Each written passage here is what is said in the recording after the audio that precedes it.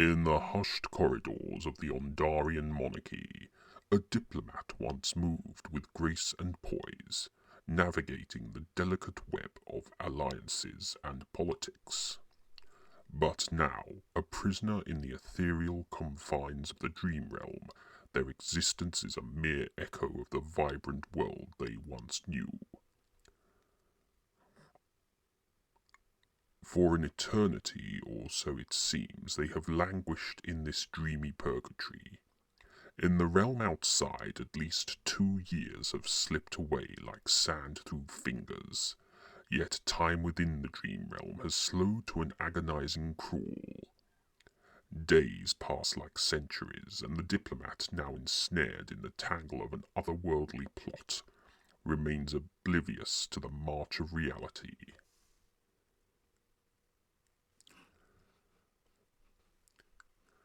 Their purpose in this surreal prison becomes clear, a vessel for the return of the Tyrant King, a malevolent figure looming over the Ondarian monarchy's history like a shadow.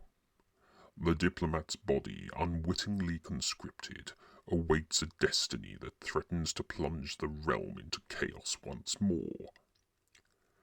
As the urgency of their situation dawns upon them, a new threat emerges from the dreamy mist. The Soulreaper, a spectral entity drawn to those who teeter on the edge of existence. It pursues them through the dreamscapes, an ominous spectre that blurs the line between the living and the ethereal. In the midst of this time-bending nightmare, the diplomat must navigate the shifting landscapes of the dream realm, a surreal tapestry woven with memories and nightmares. Each step is a struggle against the languid passage of time, and the impending return of the Tyrant King looms like a storm on the horizon. As the Soulreaper draws closer, the diplomat's journey becomes a desperate race against time. Shadows of the past and present converge in a surreal dance, and the diplomat must unravel the enigma of the dream realm before the Soulreaper claims them, and the Tyrant King's resurgence becomes an irreversible reality. Finally, I have caught up with you. It has been some time since you arrived here. Now your time has come to journey with me. I cannot allow a soul to wander uncollected and lost.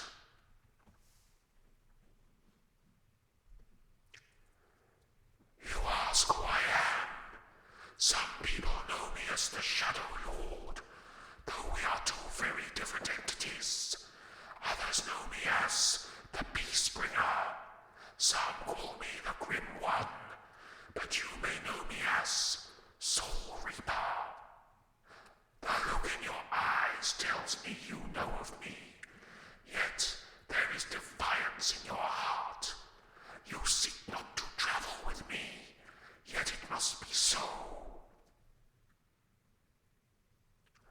Oh, why should I let you live?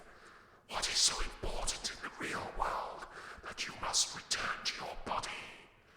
Clearly you have arrived in the dream realm, a lost soul, and it is my task to retrieve you and return to the spirit realm.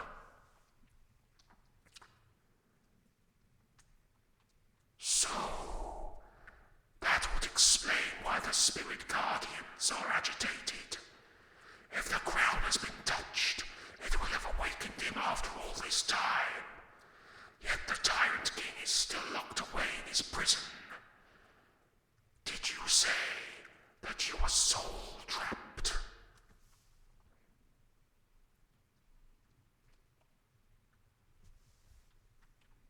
Of course. Why, that sly old dog. He must have known that his crown would be located. I remember the day of his defeat very well. I was the one who collected his soul for special treatment.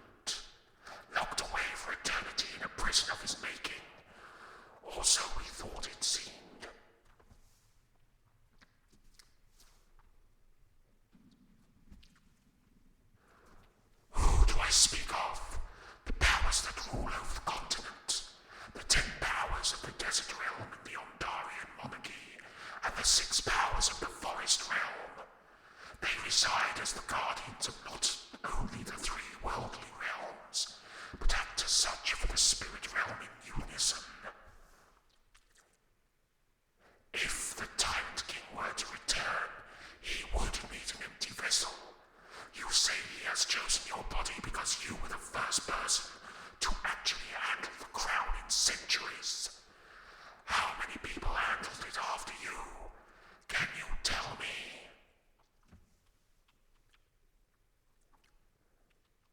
3. Isabeau, Dregan, and Asalina. I see, and none of them have shown any ill effects. Oh, of course you won't know, will you?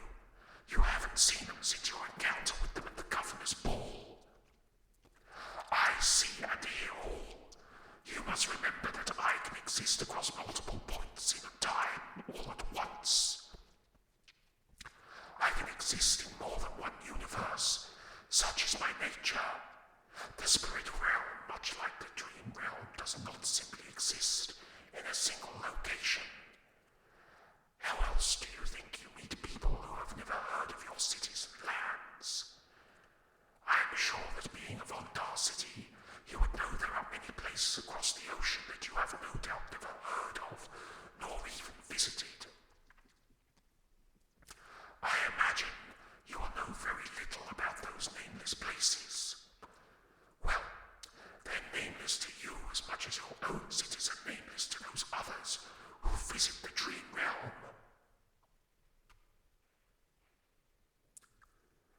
You speak truthfully, my friend. Not that you are my friend, of course. Time is of the essence. We must seek to prevent the Tyrant King from his return to the real world. I have decided that you are indeed too important to take to the spirit realm. In time, you and I shall meet again. I shall take you across the barrier, but for now, there are more serious matters that must be attended to. You must break the curse and prevent his return. Indeed, your time is not up. There is much to be done in order to save the monarchy and prevent evil from being unleashed. At least for the moment, we can hold back his power. It will grow stronger by the day. However, if you are not quick enough once you return, you will feel his influence gain much power over you. I bid you farewell for now, until we meet again.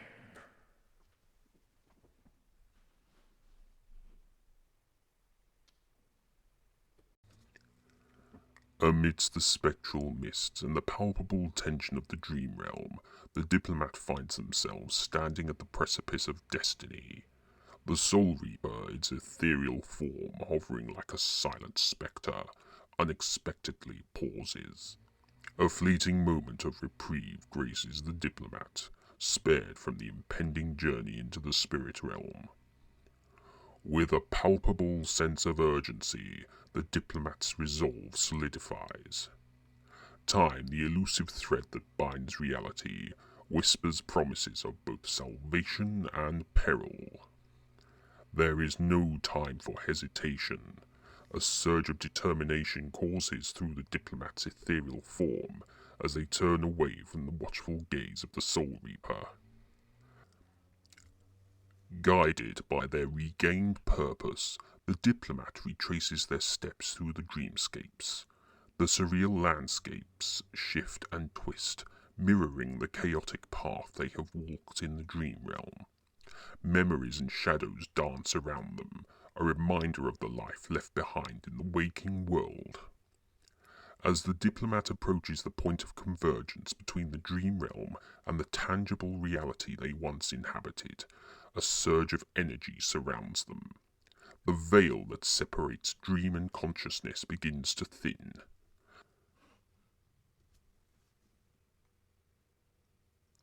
The diplomat's ethereal form trembles with the impending reunion with their corporeal self.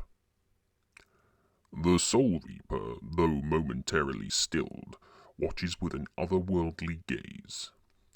The diplomat, however, slips through the boundary between realms. With a flash of blinding light, they are reconnected with their physical body, lying dormant in the Ondarian monarchy. Awakening to the stark reality of the present, the diplomat is fueled by the remembrance of the impending threat, the return of the Tyrant King. They must find his crown once more, and this time they must destroy it. However, time itself, once an enemy in the dream realm, becomes an ally, as with the diplomat back within the real world, the Tyrant King no longer has a viable vessel with which to return. With newfound purpose, the diplomat sets forth on a quest to prevent the resurgence of darkness and chaos. The echoes of the dream realm linger, a surreal memory etched in the diplomat's consciousness. As they embark on the arduous journey back to the waking world, the diplomat carries the weight of both realms on their shoulders. The struggle against time continues, but with every step, hope flickers like a resilient flame, a beacon against the encroaching shadow of the Tyrant King's impending return.